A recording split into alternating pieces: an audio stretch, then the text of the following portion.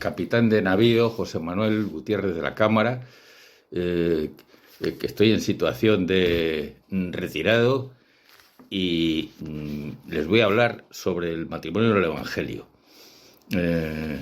La clave que nos da el Evangelio no es más que la norma dada por Jesucristo. A Jesucristo le llamaba el verbo, la palabra. En definitiva, lo que nos está diciendo es cuál es la voluntad de Dios. El Evangelio dice textualmente: el que cumple la voluntad de Dios se parece al que construye su casa sobre roca, y llegan los vientos y las riadas, pero no pueden destruirla porque está bien cimentada. Pero el que oye mis palabras y no las pone en práctica es como el que edificó la casa a ras de tierra, sin cimientos. Cuando el río se desbordó y las aguas dieron contra ella, se derrumbó enseguida, convirtiéndose en un montón de ruinas.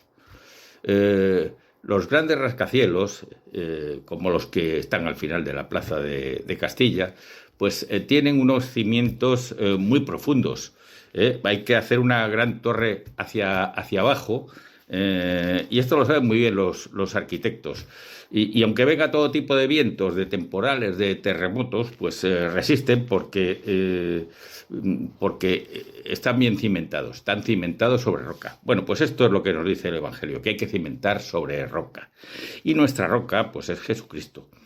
Es la palabra, la voluntad de Dios. Jesucristo es la piedra angular. Acordaros de la novela esa de la Catedral del Mar, que están tratando de llevar una piedra enorme durante gran parte de la novela, y se trata de la piedra angular, que es una piedra sobre la que se construye el resto. Cuando íbamos en los barcos a Barcelona, pues atracábamos en una zona de la Comandancia donde antes había un terreno más pantanoso y tal, y ahí se comprende perfectamente que es necesaria una base sólida para construir sobre ella. Dios lo que quiere, después de tanto ejemplo arquitectónico, es que nuestro matrimonio sea como una de esas casas que no están apuntaladas, que son esas casas con fachadas preciosas que hay en el barrio de Salamanca de Madrid, que están ahora exactamente igual por fuera que hace 50 años, pero sin embargo por dentro están muchísimo mejor, se han ido renovando y cada vez están mejor. Casi todas las novias queréis que una de las lecturas de vuestra boda sea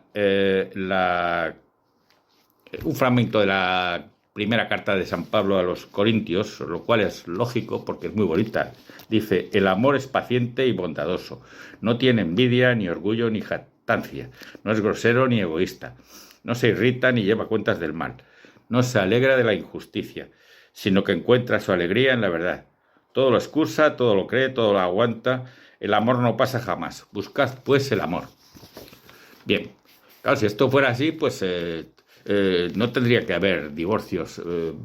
Pero lo cierto es que los hay, y muchos. Y entonces, si nos preguntamos por qué hay tanto divorcio, pues es únicamente por dos razones. O bien porque no ha habido matrimonio, que de eso os hablarán en otra conferencia sobre el Tribunal de la Rota y las causas de nulidad. Y la otra causa es el egoísmo. Y somos egoístas porque cedemos a las tentaciones. Por eso ahora vamos a hablar de las tentaciones en el matrimonio. Todos tenemos tentaciones. Jesucristo también las tuvo hasta el final de su vida, cuando en la cruz tanto un ladrón como los que estaban crucificados con él, como los que estaban, los fariseos que andaban por abajo, les decían que si era Dios que bajase. El Evangelio de las tentaciones se refiere a las que tuvieron lugar durante los 40 días de desierto y a las que tuvo a lo largo de toda su vida. Jesucristo era un hombre como nosotros, que sufrió como nosotros, que tuvo a lo largo de su vida las mismas tentaciones que tenemos nosotros y padeció ingratitudes de los cercanos, traiciones. ¿Qué duda cabe que cuando estaba en el huerto de Getsemaní y le vinieron a detener los apóstoles, se quitaron de en medio y tuvo que sufrir un gran desengaño cuando después de tanto tiempo de acompañarle, pues se quedó solo. Incluso se sintió en un momento determinado abandonado por su padre y dijo: Padre, ¿por qué me has abandonado? Que era un salmo que estaba rezando antes, pero aunque fuese un salmo, no cabe duda que da una idea de la sensación que tenía él en ese momento, o sea, como una especie de ganas de tirar la toalla. Nosotros también tendremos tentaciones, y muchas de manera especial con respecto al matrimonio, porque tendremos que afrontar provocaciones, pues por parte de amigos, por parte de compañeros de trabajo, incluso de la familia y de la sociedad en que vivimos, que en cuanto observan algunas tentaciones en el matrimonio, pues nos invitan a desistir. En líneas generales, las tentaciones que se nos van a presentar en el matrimonio, y ya las digo todas, es, por una parte, prescindir de Dios. Por otra parte, prescindir del hombre, y por otra, prescindir de las normas dadas por Dios. Vamos a referirnos un poco más detenidamente a cada una de estas. En primer lugar, prescindir de Dios. Si en un matrimonio se prescinde de Dios, el matrimonio se hunde. Las cosas marchan bien en el matrimonio porque Dios está en medio. El matrimonio cristiano es una alianza entre los esposos en la cual Dios es el testigo. Cuando Dios pone la mano sobre las manos unidas de los que se casan, pues pasan a ser un solo cuerpo. Ya no existe yo, existe el nosotros. Todo lo tuyo es mío y viceversa. Evidentemente, una alianza en la que Dios es testigo tiene que durar siempre. Hoy en día, pues está de moda separarse, divorciarse, cambiar de pareja y sin embargo, hay que luchar para que la alianza dure siempre porque Dios ha sido testigo de ella. En el sacramento del matrimonio se une el amor de los esposos con el amor de Dios. Por eso, si alguna vez llega la indiferencia y tal, pues hay que recurrir a Dios, cuyo amor no se acaba nunca. Esto es similar a un coche sin gasolina. La gasolina sería Dios, y en una cuesta abajo, pues el coche seguiría marchando. O sea, si no hay dificultades, pues el coche va para abajo. Ahora, en cuanto haya la más mínima sensación de curva, de cuesta arriba, alguna dificultad, pues entonces el coche, si no tiene gasolina, se para. La convivencia de San Pablo, no cabe duda que es muy bonita, pero es eso de excusarlo todo, creerlo todo, aguantarlo todo, no irritarse, pues es difícil, solo se consigue con la ayuda de Dios. Para una persona que es temperamental, pues le cuesta no irritarse y corregirse de los pecados de ira motivados por el genio, pero bueno, con la ayuda de Dios todo es posible. Por eso digo que si solo contásemos con nuestras fuerzas, pues mejor sería no casarse, porque solo no podríamos salir adelante. Pero lo que ocurre es que lo que no es posible para el hombre sí lo es para Dios. Por lo tanto, tengamos siempre a Dios muy presente en la vida diaria del matrimonio. Bueno, vamos a la segunda tentación, que es prescindir del hombre. Esto es muy actual. Esto es el egocentrismo. Quiere decir que hay que aceptar a las personas que Dios ha puesto a nuestro alrededor, fundamentalmente a nuestra esposa, pues tal como son, con sus defectos y con sus virtudes, y no centrarnos en uno mismo.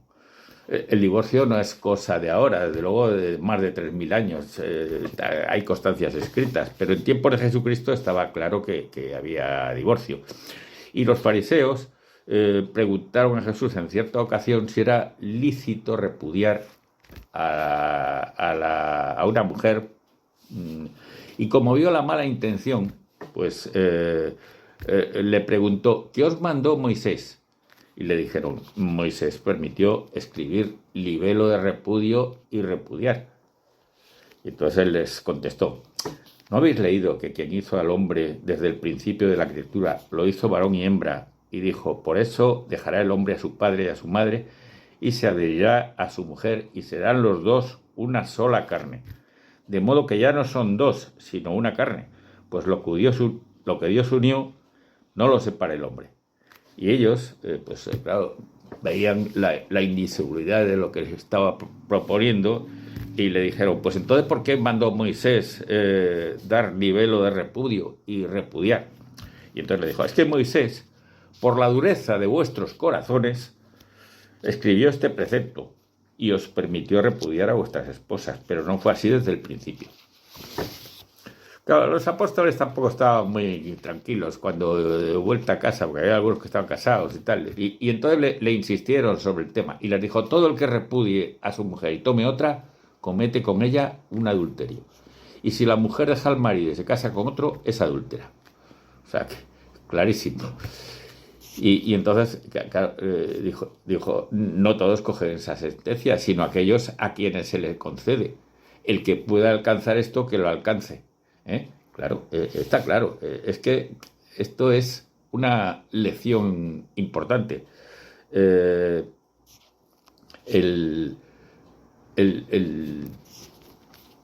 párroco de nuestra parroquia, que está acostumbrado a vivir muchos casos reales de divorcio, sabe del sufrimiento que hay en cada uno de ellos. Y por eso dice que cuando en los matrimonios esos que aparecen en los reality shows de la televisión, pues cuando se rasca no hay nada, porque él sabe que lo que sufre y que ninguno vendería, si de verdad quiere, la intimidad de su matrimonio cuando le está cansando, de lo que le está causando un enorme sufrimiento, pues no quiere que eso salga en la tele. Jesucristo nos dio un mandamiento que es mucho más exigente que el de la antigua ley. La antigua ley, Moisés decía, amarás al prójimo como a ti mismo. Pero Jesús dice, amaos los unos a los otros como yo os he amado. Es decir, hasta dar la vida por los demás. Esto, claro, no sería posible si solo contásemos con nuestra fuerza, pero lo que no es posible para el hombre sí lo es para Dios. Aunque vengan los agoreros y dicen que eso está hecho para la Madre Teresa de Calcuta o para algún santo, y no cabe duda que esto pues va haciendo a la gente resistente a la aceptación de este mandamiento, cuando en realidad es para todos. Porque sí, en efecto, los misioneros pues son los que se suelen quedar hasta el final, aun cuando se va todo el mundo, prefieren quedarse a retirarse. Pero no es solamente los misioneros, un militar en guerra, qué duda cabe que está dando la vida por los demás. Salvo que sea un mercenario que lo haga por dinero, el militar que mandan al frente arriesga su vida por la patria. O sea, arriesga su vida por los suyos. A veces las guerras son injustas, bueno, pues sí, es posible, pero el militar solo va a combatir. Lo que no puede hacer es plantearse este tipo de problemas. Este tipo de problemas se lo tendrá que plantear el político. El militar le da una orden de ir a luchar y lucha, porque él no puede afinar tanto. Lo que no puede hacer el soldado es actuar por odio ni con falta de humanidad, aunque en ocasiones pues tenga que matar. Eso es así. Pero alguien puede creer que el que esté lanzando cargas de profundidad sobre un submarino que tiene debajo siente odio por los que están en el submarino. Pues no es así. No es así. Si alguno tiene dudas, que vea la gran película de Duelo en el Atlántico, y ahí comprenderá. Desde el punto de vista del comandante del submarino y del comandante del destructor, que entre ellos no hay el más mínimo odio y están luchando en cumplimiento de su deber. Pero hay un ejemplo todavía más claro, que es el de las madres que se entregan cuerpo y alma por sus hijos, que les dan lo mejor que tienen y sacrifican por ellos lo que haga falta. Y si tuviesen que ponerse delante de un león que quiere comérselos, pues se podrían perfectamente, porque prefieren que se las coman a ellas que no a sus hijos. Bien, Diré incidentalmente que hay madres también que abortan y que acaban con la vida del bebé indefenso cuando teóricamente está en el lugar más seguro, que es el seno materno. Bueno, vamos a la segunda de las normas dadas por Dios, a la tercera. Eh, la tercera es prescindir de las normas dadas por Dios, que si no se respetan, pues todo es un desastre. Por ejemplo, la infidelidad conduce a desastres y perjudica a terceras personas. Esto, pues, es una cosa muy importante lo que voy a decir ahora. El mal es como un animal que está encerrado y no hay que abrirle la puerta ni un centímetro. Si tenemos un tigre que está en una jaula y abrimos 2 centímetros para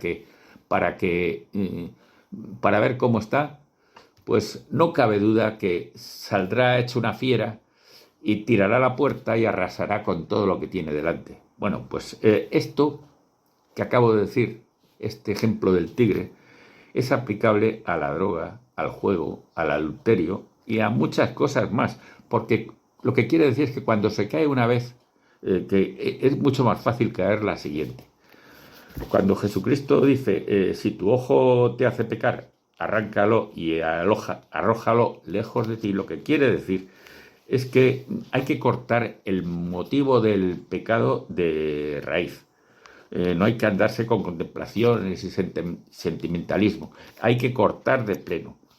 Esto si un marido está cometiendo adulterio, pues para cortarlo de raíz, si está ligando por correo electrónico, hay que borrar el correo electrónico.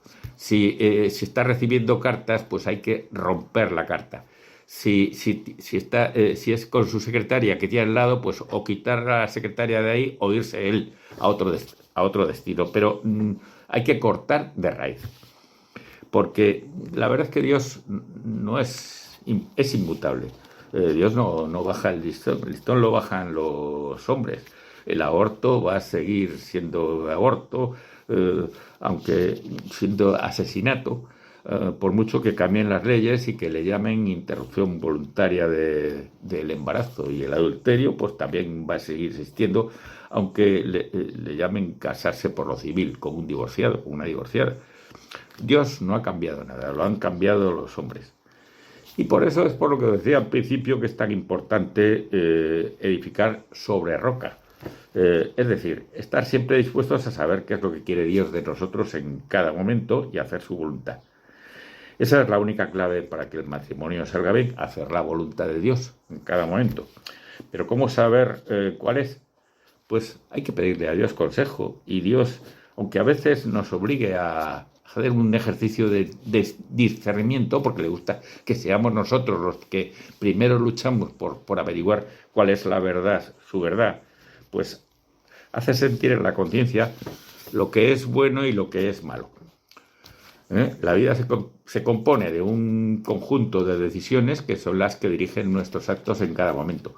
Pero bueno, de todas maneras, una norma para decidir que el bien es hacerse la pregunta, ¿qué haría Jesucristo si estuviese en mi lugar? Y claro, para contestar a esa pregunta sería muy buena leerse diariamente el Evangelio. Por eso es fundamental tener el Evangelio siempre al alcance de la mano, porque es una lectura viva que Dios habla directamente a cada uno y lo que le dice a uno, curiosamente, no es lo mismo que le dice al otro. A cada uno le dice lo que necesita saber. El Evangelio diario se puede comprar en kioscos por 2 euros. O sea que no estoy diciendo nada de particulares. Bueno, vamos a hacer un inciso ahora a la línea que estamos manteniendo y vamos a referirnos al perdón, porque es importantísimo el perdón en el matrimonio. En la vida en general es importante, pero en el matrimonio mucho más. El Evangelio, y por lo tanto Jesucristo fue muy claro en esto, o sea que la principal oración que nos enseñó el Padre Nuestro, en lo que más hincapié hace es perdona nuestra deuda, como nosotros perdonamos a nuestros deudores. Cuando San Pedro le preguntó que cuántas veces había que perdonar, pues le dijo 7, entonces, no, 70 veces 7, es decir, pues siempre. Luego está la parábola del hijo pródigo, también pues es importantísima y tal. O sea, el Evangelio nos está hablando del perdón en todas partes. Ahora, que vaya por delante que el perdón es difícil, no es cosa fácil porque todos aceptamos la realidad y las cosas no se ven tan claras en los momentos calientes de una discusión. Por eso perdonar pues puede llegar incluso a ser heroico. La primera dificultad para perdonar es el orgullo, o sea que, en fin, precisamente el orgullo, que la soberbia, pues no lo soporta Dios, es el pecado que menos le gusta. Naturalmente, pues ambos cónyuges en una discusión, pues dicen que creen que la culpa es del otro y generalmente hay parte de la culpa por las dos partes. A veces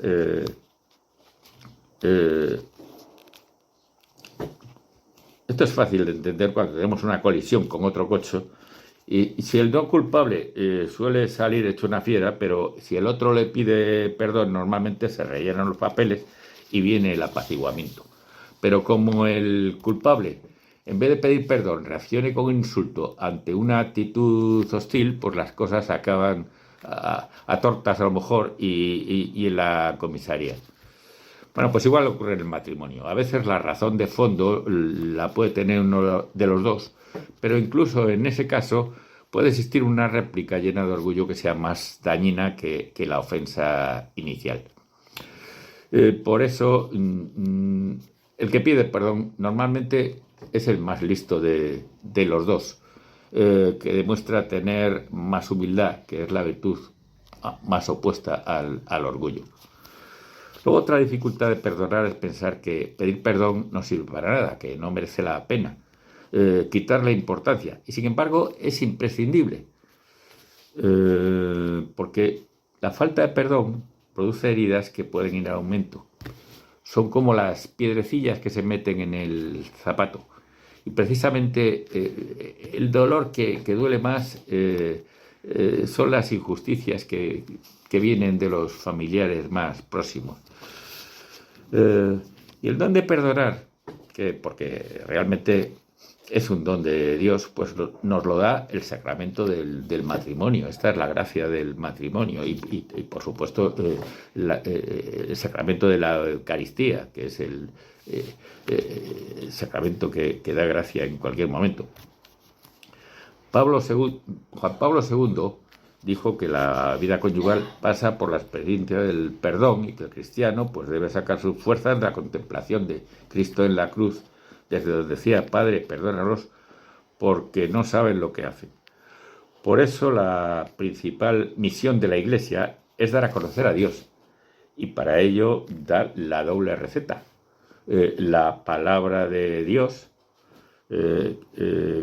y los sacramentos. Sobre todo la Eucaristía. La palabra de Dios es el Evangelio y los sacramentos pues nos dan gracia en todo momento. Conclusiones, porque ya voy tratando de hacer conclusiones. En primer lugar, lo que tenéis que tener muy presente es que hay que buscar la voluntad de Dios en toda situación, a lo cual ayuda mucho el Evangelio y la oración. No cabe duda que todos tenemos la ley natural metida en nuestras conciencias, pero a veces las conciencias están deformadas, unas veces por el pecado, otras por el relativismo moral de la sociedad, que con frecuencia impone sus criterios, el criterio de lo políticamente correcto, por el cual desaparecen referencias fijas. O sea que, a pesar de que la verdad solo es una, que es Jesucristo, la del Evangelio, pues si uno no tiene referencias, pues se equivoca. En ese concepto, pues todo lo relativo vale. Puede quedar justificado el aborto y otros males de nuestro tiempo, como son la eutanasia y un conjunto de leyes que están dirigidas a socavar la institución del matrimonio y de la familia. Por eso la auténtica verdad se encuentra en el Evangelio. Con la lectura del Evangelio contiene los mandamientos y las bienaventuranzas, que son un estilo de vida. Realmente las bienaventuranzas se pone uno a practicarlas y no cabe duda que es una escuela de felicidad. Y bueno, y el ensañezo el Evangelio nos da también una gran cantidad de enseñanzas que nos presenta cómo actuaba Jesús en cada situación. Y así lo podemos imitar. ¿eh? En segundo lugar, están los sacramentos. Además de la gracia que da el sacramento del matrimonio, que dura toda la vida, pues está la Eucaristía, que ya digo que es la mejor oración que nos da gracias para superar la gran cantidad de dificultades que se presentan diariamente. Y también conviene confesarse periódicamente, procurando que no pase de un mes y a ser posible con el mismo confesor. Hoy no están muy de moda los directores espirituales, pero en fin, confesarse con él mismo pues es mejor, porque no cabe duda que nos conoce mejor, sabe de qué pie cojeamos y nos puede dar ayuda para corregirnos. Y por último, fomentar el perdón. Es necesario ser conscientes de la importancia que en un matrimonio tiene el perdonar y el aprender a recibir perdón. Pero bueno, a pesar de todo, en la vida a veces se producen cambios en todos los aspectos de las personas y como el amor humano es frágil, pues para ayudar a las personas que no son capaces de adaptarse al otro cónyuge, y evitar el gran dolor que producen las rupturas, están los centros de orientación familiar, y os van a dar una charla sobre este tema tan importante.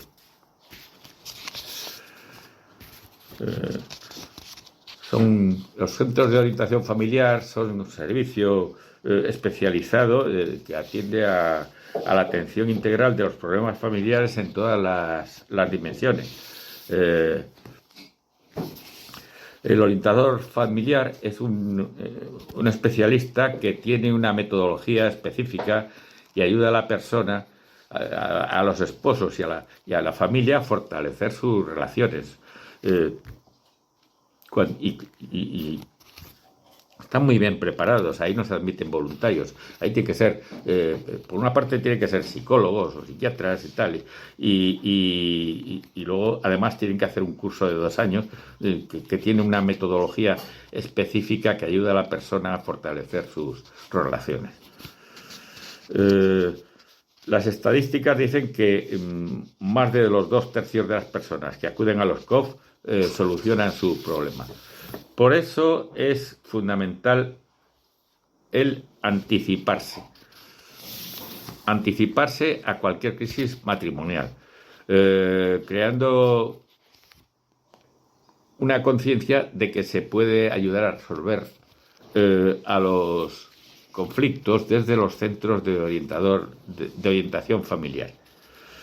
Un gran número de crisis ocurren por falta de comunicación entre los cónyuges, y es una situación que se puede sanear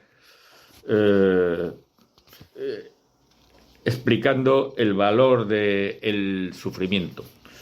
Otras veces, a partir de situaciones derivadas de la drogodependencia y el alcoholismo, pues muchas veces se descubren conflictos y carencias familiares, y es imprescindible pues dar una orientación y una terapia para reactivarlas.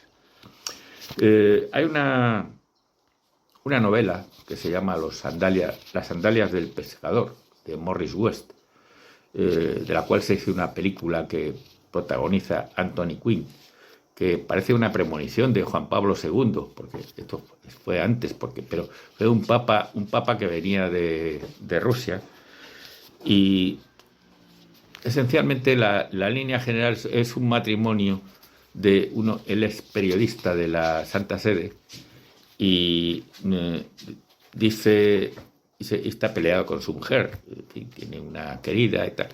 Y la mujer está desesperada porque lo sigue queriendo a él, pero no tiene nada que hacer. Ella es médico, y entonces el papa, que acostumbraba a escaparse por las calles de Roma, porque había estado trabajando en Siberia mucho tiempo y quería ver de cerca a la gente, pues en una ocasión se encuentra con la mujer, y que están atendiendo a un paciente, y